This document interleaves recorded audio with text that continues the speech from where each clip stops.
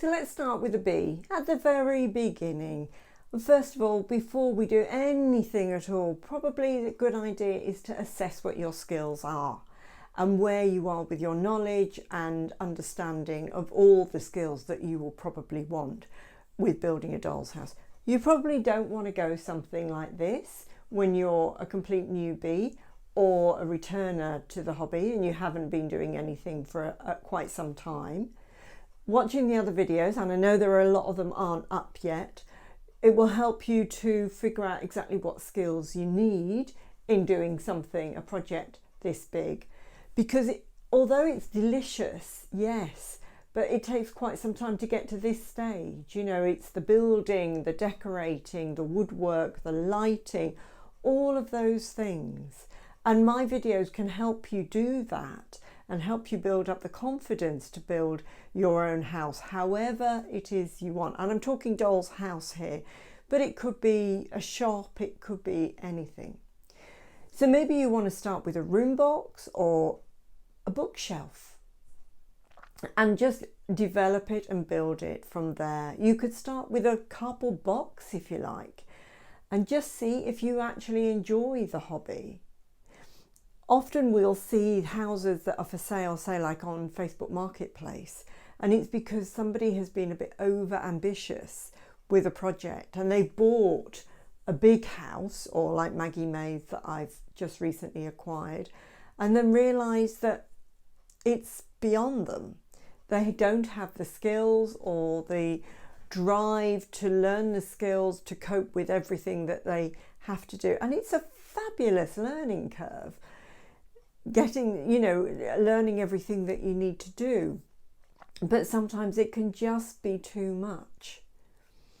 So start simple, start where you are, stretch yourself a bit, but most importantly that you enjoy the process along the way. If anything becomes a chore or a burden, then it takes all the fun and the love out of it. And this is a hobby, isn't it? We're supposed to be enjoying it. And as far as I'm concerned, I want to be making houses until I drop. I want to enjoy the process. I know what you're thinking, but Sue, if I just get a room box or start building a diorama on a bookshelf or something, am I going to feel stifled that that's not enough? Well, then you can transfer everything that you've got into something bigger, different style. You can build up, you can move up into something else once you are confident that it is something you want to continue with. It's not everything is lost, but you're not, you can pay several £100s for a house like this. You're not doing that investment to then realise that it's too much. Start simple. Start with something that is manageable. Find some key pieces. Practice, maybe some people it's the woodworking, some people it's the crochet, some people it's the sewing. There are all sorts of different, it could be clay. Maybe you like to make the food or whatever it is. You can just start with wherever you are and start assembling things and then decide how big a project you want to take on. It could be that somebody is going to help you with a project. I'm really enjoying my houses and I'm delighted that Paul is also getting into the houses as well, because he grew up with Airfix models and kits and stuff like that. He's also background as an engineer, so he likes how things work with the electrics and all that. And yes, I can figure it out, but it's not really my thing. So I'm very happy to invite him in to assist me with all that. I'm here to help you. So if you've got any questions, you can ask me about stuff and I can do videos to explain as best as I can, and assuming it's within my knowledge base. If not, I'll try and figure it out and do a video to explain.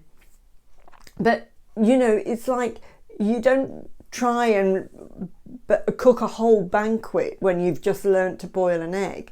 You develop your skills and develop and develop and develop and grow and keep adding to what you've got.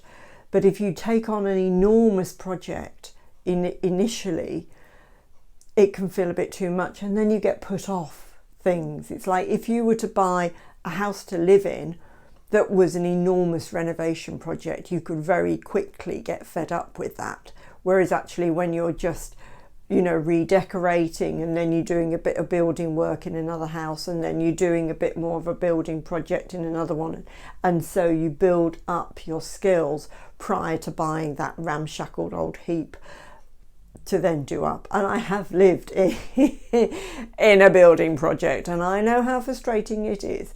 So, you know, it's comparable, either doing the doll's house project or the actual project that you live in. You know, so it's got to remain fun. Maybe you would benefit from actually doing a bit of a list out of all the things that you are going to have to, the skills you're going to have to do, and then you know what you can do, what you can't do. Do you, you know, can you do the painting? Can you figure that out? You know, it's like, do you do sewing? Maybe there are things that you don't know how to do, but you'd like to learn. So then you know where you're starting from, and you know what videos you could start watching to help you develop your skills. Otherwise you're thinking, oh my God, I've got such a lot to learn. No, you haven't. You do it step by step. How do you eat an elephant? One bite at a time. Not that I'm into eating elephants. So enjoy this, play with it, have fun with it, but don't think you have to go out and buy yourself a great big house initially in order to enjoy this hobby. You don't.